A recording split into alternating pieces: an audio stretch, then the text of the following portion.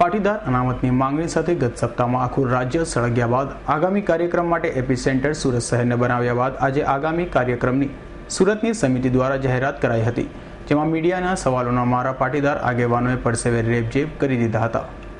છેલ્લા 2 મહિનાથી રાજ્યભરમાં ચાલી રહેલ પાટીદાર અનામત આંદોલનની આગ ગત સપ્તાહમાં અમદાવાદની વિશાળ જાહેર સભા બાદ વિકરાળ બની હતી અને રાજ્યભરમાં તેના તણખા ઉડ્યા હતા। તો સાથે સાથે સુરતમાં પણ પાટીદાર અનામતની આગ પ્રસરી હતી અને હિંસક દેખાવો થયા હતા।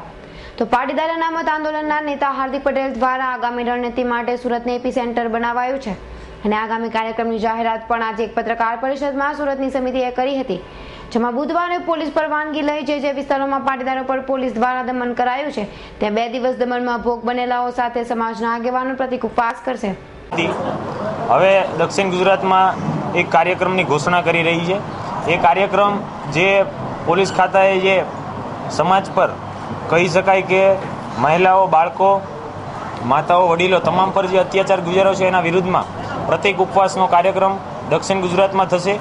એની પરમિશન લેવામાં આવશે ખાતા તરફથી। જ્યાં જ્યાં પણ પરમિશન આપવામાં આવશે ત્યાં પાટીદાર સમાજના જે પણ અત્યાચાર થયો છે, જેને પણ અન્યાય થઈ રહ્યો છે, તે તમામ લોકો ત્યાં પ્રતિક ઉપવાસ પર બેસશે। તો પાટીદાર અનામતની આગમાં પોલીસના હાથે મૃત્યુ પામેલાઓને શહીદ ગણાવી તેઓના નામે એકાઉન્ટ ખોલવા તેમના દ્વારા ગુપ્તદાન કરવામાં આવે તેવું પણ જણાવાયું હતું। 10 વ્યક્તિને મૃત્યુ પામ્યા છે આ અનામત આંદોલનમાં। એ તેમના તમામ પરિવારને આજે સમાજ પ્રત્યે એક આશા હતી અને આશાના રૂપમાં તમામ પરિવારના બેંક એકાઉન્ટ ખોલવામાં આવશે અને એ નંબર જાહેર કરવામાં આવશે અને જે પણ કોઈ વ્યક્તિને ગુપ્તદાન તરીકે આ પરિવારને સહાય કરવી હશે તે ડાયરેક્ટ તેના એકાઉન્ટમાં પૈસા જમા કરી શકશે, જેથી સમાજ એને ઉપયોગી બની શકે અને ડાયરેક્ટ એમને પૈસા આપી પહોંચી શકાય। એમના માટે તમામના એકાઉન્ટ નંબર સમિતિ દ્વારા જાહેર કરવામાં આવશે, જેથી કોઈ પણ આમ નાગરિક પણ, નાનામાં નાનો નાગરિક પણ એમને 10 રૂપિયાથી માંડી અને જેટલી પણ યથાશક્તિ હોય તે પ્રમાણે પરિવારને મદદ કરી શકે, એ અમારી સમિતિ વતી અમે જાહેરાત કરીએ છીએ। તો આગામી અનામતની માંગણી શાંતિ રીતે ચાલશે તેમ પણ જણાવ્યું હતું। ધાર્મિક માલવિયા, હું અહીંયાનો સહકન્વીનર છું। આગામી જે કાર્યક્રમોને છે એ જે ભૂતકાળની અંદર ઘટના બની છે એવી ઘટના પુનરાવર્તિત ન થાય અને શાંતિપૂર્ણ રીતે આગામી કાર્યક્રમો અમારા આગળ ચાલે। દરેક સમાજના લોકોને અને પાટીદાર સમાજને પણ અમે અપીલ કરીએ છીએ એકદમ શાંતિપૂર્ણ રીતે ભૂતકાળમાં જે ઘટના બની છે એને પુનરાવર્તિત ન કરતા શાંતિપૂર્ણ રીતે આગળના કાર્યક્રમોમાં સહભાગી થઈ અને જે આંદોલનની લડત છે એ આગળ ધપાવવામાં દરેક લોકો સાથ અને સહકાર આપે। જ્યારે પ્રતિક ઉપવાસ માટે પાટીદાર અનામત સમિતિ દ્વારા સરતાણા વ્રત ચોક, મોટા વરાછા સુદામા ચોક, રાજા રાણી, પૂણા લક્ષ્મણ ચોક સોસાયટી, યોગી ચોક, મિની બજાર, સરદાર ચોક, અંબિકાનગર, પાંડેસરામાં સોશિયો સર્કલ, સચિન જીઆઈડીસી, બેટ રોડ, સિંગણપોર, ગજરા સર્કલની યાદી કરાઈ છે। તો સાથે તેમને શહીદ થયેલા પોલીસ જવાનને પણ સમાજ દ્વારા 1 લાખની સહાય અપાઈ હોવાનું જણાવ્યું હતું, પરંતુ શહીદ માટે બેંક એકાઉન્ટ ખોલવાની વાતને નકારી કાઢી હતી। તો મીડિયા દ્વારા સવાલોનો મારો કરાતા પાટીદાર અનામત આંદોલન સમિતિ સુરતના કાર્યકર્તાઓ પસીને રેબઝેબ થઈ ગયા હતા। ડાયરેક્ટ ના આપી શકીએ। થોડા સમય પછી જ્યારે પોલીસ તંત્ર અને સમાજની વચ્ચેની સ્થિતિ સારી જળવાશે ત્યારે 100% અમે એમને સહાય કરીશું। ના, અમારા સમાજમાંથી 1 લાખ રૂપિયાને ઓલરેડી આપવામાં આવ્યા છે। રાકેશ અસ્થાના સાહેબને ચેક આપવામાં આવેલો નહીં, એકાઉન્ટ નંબર નથી ખોલો, એમને એ ચેક અમારા સમાજથી આપવામાં આવ્યો છે। ડિટેન રેકર્ડ પર તો કંઈક 70 જેવા જ છે, પણ આશરે અમારા ધ્યાનમાં છે કે એનાથી વધારે લોકોને પણ ડિટેન કરવામાં આવ્યા છે અને રેકર્ડ પર બતાવવામાં આવ્યા નથી। હા, એના પરિવારને મળ્યા છે, એવું કહે છે કે 2-3 દિવસથી ગુમ છે। પોલીસ ફરિયાદમાં અમે કાલ BM માંગુકિયા સાહેબને ત્યાં ગયા હતા। કાલ અમે સાહેબને ત્યાં 3 વાગ્યા સુધી બેઠા। એમણે એવું કીધું છે કે બધા ફૂટેજ ભેગા કરો, સોસાયટી વાઇઝ PIL કરવામાં આવશે, રીટ સોસાયટી વાઇઝ।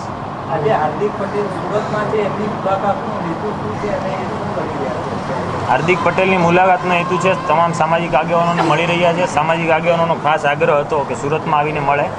બીજું કે જે લોકોની ધરપકડ થઈ છે ત્યાં આજે 5:30 વાગે હાર્દિકભાઈ અને સુરતની ટીમ અને બીજી અમદાવાદથી પણ ટીમ આવી છે, તમામ સાથે જઈ અને જે પણ ધરપકડ કરવામાં આવી છે ભાઈઓની એ તમામને મળશે સબજે લાજપોર પર। આ 5:30ની પરમિશન આપવામાં આવી। મીડિયામાંથી હુમલા થયા છે એના માટે કોઈ ચોક્કસ વ્યક્તિ જવાબદાર નથી। ઘણા અસામાજિક તત્વોનો આમાં રોલ હોઈ શકે। કેના માટે અમારે હજી અમારા નુકસાનને ભેગા કરવાના છે. નહીં, અત્યારે હાલમાં કોઈ એવું આયોજન. હા, એમાં ઘણી જાહેરાત થઈ છે. મને આંકડો ચોક્કસ નથી ખબર, કારણ કે હું ત્યાં લેટ પહોંચ્યો હતો. હા, એ જે એકાઉન્ટ નંબર જારી કરો. નહીં, એ કેમેરા માટે નથી, એ માત્ર ને માત્ર શહીદોના એકાઉન્ટ માટેની જાહેરાત છે. શહીદો એટલે જે આ આંદોલનની અંદર જે પણ લોકોનું મરણ થયું છે એ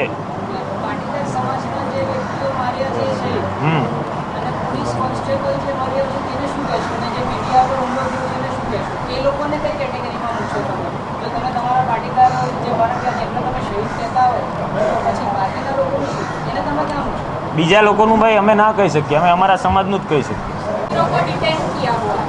आपके पास 25 तारीख से लेके अब तक आपने ऑन पेपर कितने लोगों को मिसिंग बता रहे हैं? ऑन पेपर आपके पास कितने आंकड़े सूरत में मिसिंग हुए हैं?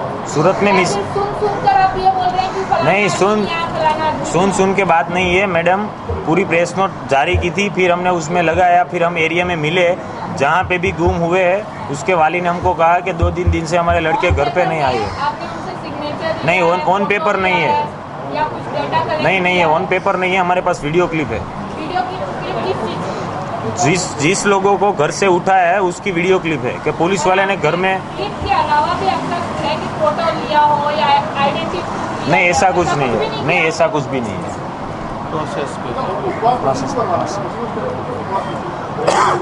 ઉપવાસ પછી આગળનો કાર્યક્રમ જારી કરવામાં આવશે. હાલમાં પ્રતિક ઉપવાસનો કાર્યક્રમ એ 10 દિવસના કાર્યક્રમમાં એવું છે. કાર્યક્રમની હાલમાં જાહેરાત નથી થઈ. તારીખ કાર્યક્રમની રૂપરેખા નક્કી કરવાની બાકી છે. એક દાંડી યાત્રાનો કાર્યક્રમ કરવાનો છે. એ કાર્યક્રમ 10 થી 12 દિવસનો છે અને પૂરતી રૂપરેખા અપાશે. રૂપરેખા આપ્યા બાદ જરૂર પડશે એ પ્રમાણે જે પણ તારીખ નક્કી કરવામાં આવશે ને યોગ્ય સમય હશે ત્યારે કાર્યક્રમ જાહેર કરવામાં આવશે. એ મને ખ્યાલ નથી. અત્યારે હાર્દિકભાઈ ત્યાં રોયલમાં જ છે, જે યાત્રા કાઢવાનું જે ગ્રુપ છે એમની સાથે મીટિંગ કરી રહ્યા છે. ઉપવાસની પરમિશન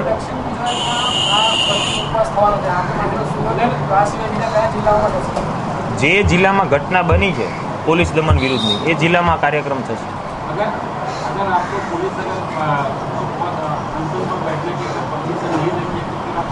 તો ભાઈ કમિટી નિર્ણય લેશે. તમારું કોઈ પ્લાનિંગ આયોજન પહેલાથી સમજી લો, પોલીસ વાળા કમિશન ના આપે, લો એન્ડ ઓર્ડરને ધ્યાનમાં રાખીને તમારું આયોજન શું છે એના પછી ના આપે તો ના તો ભાઈ સોસાયટી તો છે જ, સોસાયટીમાં બેસીશું. જો જાહેર જગ્યા કે ખાનગી જગ્યામાં પરમિશન ना આપે तो सोसाइटी નો उपयोग કરીશું शहरी माहौल में. बहुत सारी चर्चा है कि बहुत सारे सवाल के जवाब दिए, मुझे अच्छा लगा. लेकिन मुझे कई बार ऐसा भी लगता है कि आप कई बार सही सवाल भी नहीं करते. आपने ये सवाल किया बहुत अच्छा है कि कोई भी निर्णय, मैं भी एक युवा हूँ, वो भी एक युवा है, शायद उनसे भी गलती हो सकती है. ऐसा नहीं कहता मैं भी परफेक्ट हूँ और वो भी परफेक्ट है. कभी भी मेरे से भी कुछ गलत बोला जाता है तो मैं अगर कुछ गलत बोल गया तो मैं भी माफ़ी मांग सकता हूँ, लेकिन वो मेरा पर्सनल निर्णय भी हो सकता है. अगर हार्दिक भाई ने दूध साग भाजी का बोला है तो शायद ऐसा भी हो सकता है कि उसका जोश था और लोगों की पराकाष्ठा थी कि अनामत चाहिए, उसकी जो संयमता थी. क्यों? क्योंकि पिछले 55 दिनों से आंदोलन हो रहा था, फिर भी किसी मीडिया ने सरकार को यह भी नहीं पूछा कि आप 55 दिनों से गुजरात में आंदोलन देख रहे हैं, तो मीडिया को भी सरकार को सवाल करना चाहिए.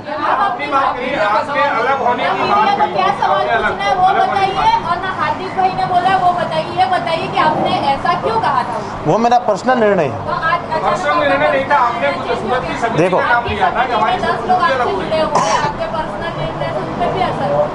देखो मैंने अपना मंतव्य बोला था उसमें कि मेरा मंतव्य है कि अगर सिचुएशन देखी जाए तो वो निर्णय सही नहीं था.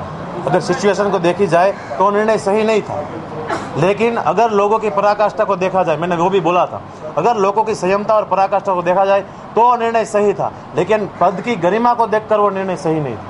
मैंने सब यही बोला था. विशाल जी, मेरे पास रिकॉर्डिंग है, मैं आपसे दोबारा सवाल दोहरा रहा हूँ आपसे. आपने ये कहा था कि अहमदाबाद की मंच से जिस तरह से हार्दिक पटेल ने राजनेताओं के नाम लिए हैं उसे राजनीतिक मंच बना दिया है आपके अनामत आंदोलन. उसे ध्यान में रखते हुए हम हार्दिक पटेल से हमारी सूरत की जो कमेटी है अलग हो रही है.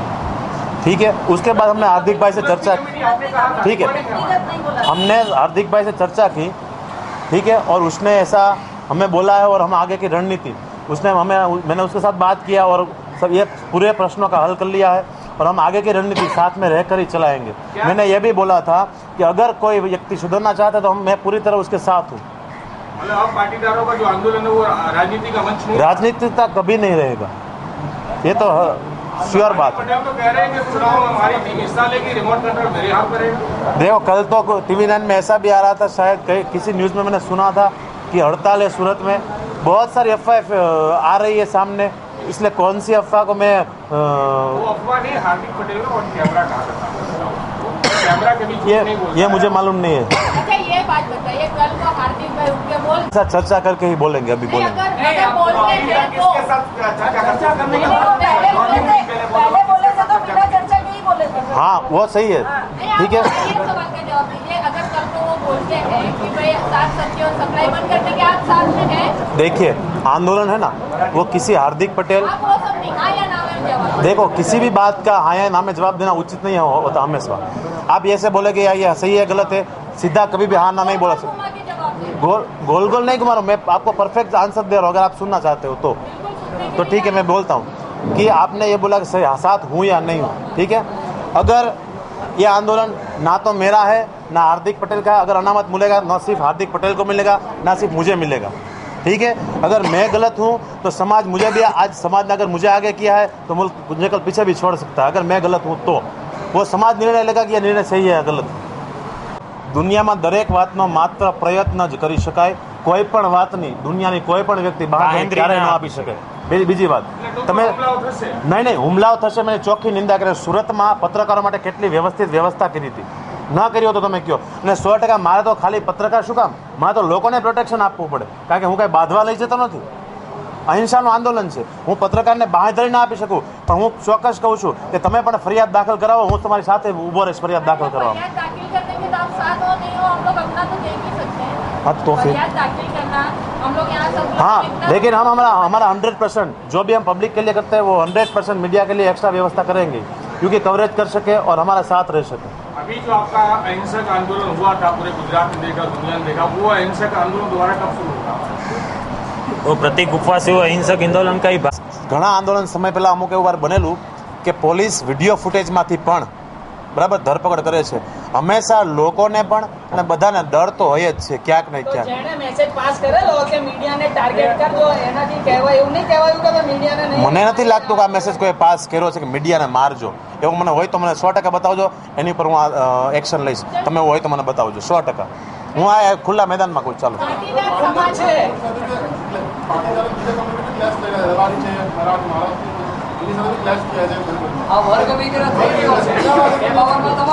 વર્ગ વિગ્રહ ન થાય એના માટે 100% લોકોને સમજાવવામાં આવશે। આ બીજા ફેસમાં ખરેખર સીધું હથિયાર લઈને મેદાનમાં ઉતરવાની વાત નથી હવે, બરાબર। આ જે એકવાર હિંસા થઈ ગઈ છે, બરાબર, એમના ઉપર કંટ્રોલ લેવા માટે પણ દરેક સમાજના લોકોને સમજાવવામાં આવશે કે અન્યાયની લડત છે અને આમાંથી દરેક સમાજને ફાયદો જ છે। ખરેખર આ અન્યાયની લડતમાં દરેક સમાજને ફાયદો થશે, કારણ કે સારા અધિકારી આવશે તો આ સારા નિર્ણયો લેવાશે, અને સારા નિર્ણયો લેવાશે તો જ રાષ્ટ્રનો વિકાસ થશે। અને રાષ્ટ્રના સારા નિર્ણય હશે તો મને લાગતું ભવિષ્યમાં કોઈ હુમલા કોઈ ઉપર થાય દેવાનું, અને એવા જ પ્રયાસ હશે કે લોકો પોતાની સંયમતા ક્યારેય ગુમાવે નહીં। પાટીદારો કાયદો વ્યવસ્થામાં માને છે? યસ, માને છે। પાટીદારો જો કાયદો વ્યવસ્થામાં માનતા હોય તો તમારો જે લીડર છે હાર્દિક પટેલ, એ અત્યારે હાલ થોડી વાર પહેલા જ એક ઇન્ટરવ્યુમાં કીધું છે કે જો સેન્ટ્રલ જેલમાં અમને મળવા દેવામાં નહીં આવે તો અમે બળજબરી પર પૂછી જશું। શું કાયદો વ્યવસ્થાનું ભાન નથી? એવું જતાવવા માંગે છે કે ભાઈ અમારે બધે ગુર્જર જ કરવું છે? ના ના, એવું નથી ભાઈ, અંગત મંતવ્ય હોય। એ કાયદો વ્યવસ્થામાં માનતા હોય તમે માત્ર હાર્દિક કે ના ના, એટલે એવું પાટીદાર કાયદાથી અમને બાનમાં લેવાની કોશિશ, મારી પાસે પ્રૂફ છે। જો કાયદાથી પાટીદાર સમાજને બાનમાં લેવામાં આવશે તો કાયદાનો જવાબ પાટીદાર સમાજ આપશે। તમને એવું નથી લાગતું કે હાર્દિક પટેલની એક હઠના કારણે આ જે ઘર દીકરા ના ના ના ના સાહેબ એક વાત કરું, એક મિનિટ, કાયદો વ્યવસ્થા બને છે કેના માટે? હવે તમે મને કહો, બધા માટે છે. લોકો માટે નહીં, લોકો માટે એમની આન્સર બધા માટે છે. લોકો માટે જ બને ને, બધા લોકો માટે, બરાબર. એ જ કાયદો વ્યવસ્થા જો લોકોને ન્યાય ન અપાવી શકતો હોય તો એ કાયદો પાલન કરવાથી મતલબ શું છે? ફંડામેન્ટલ રાઈટમાં બધાને હક મળ્યા છે. બધાને પોતપોતાની રીતે પોતપોતાની સ્વતંત્રતા મળી છે, બટ બધાને પોતપોતાના નિયમો અને બંધારણો પણ છે. સમાનતાનો હક તો મળ્યો જ છે, બરાબર. જો એ સમાનતાનો હક જાળવી જ રાખ્યો હોત ને તો અનામત કરવાની, આંદોલન કરવાની જરૂર જ નથી. કોઈને કઈ નથી મળ્યું. એક બાજુ તમે પાટીદાર એમ કહેતા હોય ને કે અમને કઈ નથી મળ્યું, તો બીજી બાજુ 51% જનરલ પણ છે કે જેઓ પણ 5-10%, 15%, 2% માટે રહી જાય. મારો એક પ્રશ્ન છે, એક જ સિસ્ટમ વસ્તુ તમે છોડી દો કે આ જન છે ને બધાને મળે. 2 મિનિટ આરક્ષણ, એક જ મિનિટ સાંભળો 1 મિનિટ. વ્યવસ્થામાં પાટીદાર માને છે જો હા તો હાર્દિક પટેલે આ નિવેદન શું કામ આપ્યું કે જેલમાં અમને નહીં મળવા દેવામાં આવતા? નિવેદન હાર્દિક પટેલે આપ્યું છે, ખરેખર એને સવાલ કરવો જોઈએ, મને ના કરાય. એક મિનિટ હું જવાબ આપું. મને સવાલ જ ન કરાય. જો સાંભળો, તમે એવું કહેતા હોય કે કાયદો વ્યવસ્થા જાળવવાની જવાબદારી છે, તો સાહેબ જે લાઠીચાર્જ થયો, લાઠીચાર્જનો કોઈ ઓર્ડર નહોતો. શા માટે થયો?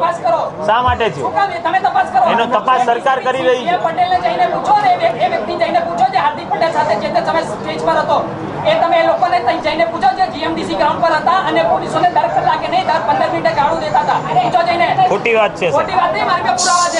સાહેબ હું પત્રકાર છું, જવાબદાર નાગરિક છું ને બધાની સામે કહું છું. સાહેબ હું કોઈનો પક્ષ નથી લેતો. એક વાત સાહેબ, અનામત મળવું જોઈએ, પણ જે તમે કહો છો ને હંમેશા સાચા વ્યક્તિનો અવાજ નીચો હોવો જોઈએ. તપાસ કરો પહેલા. સાચા વ્યક્તિનો અવાજ અમારા હાથમાં તપાસ હોય ને તો અમે અવાજ લ્યો. ટોન બહુ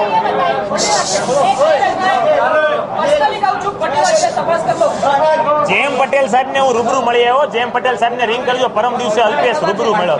તો હવે આગામી દિવસોમાં પાટીદાર અનામત આંદોલનની આગ વધુ ઉગ્ર બનાવાશે, પરંતુ શાંતિના માર્ગે આંદોલન આગળ ધપાવાશે, તેમ પાટીદાર અનામત આંદોલન સમિતિ સુરતના સભ્યોએ જણાવ્યું હતું. Bureau report S9 news Surat.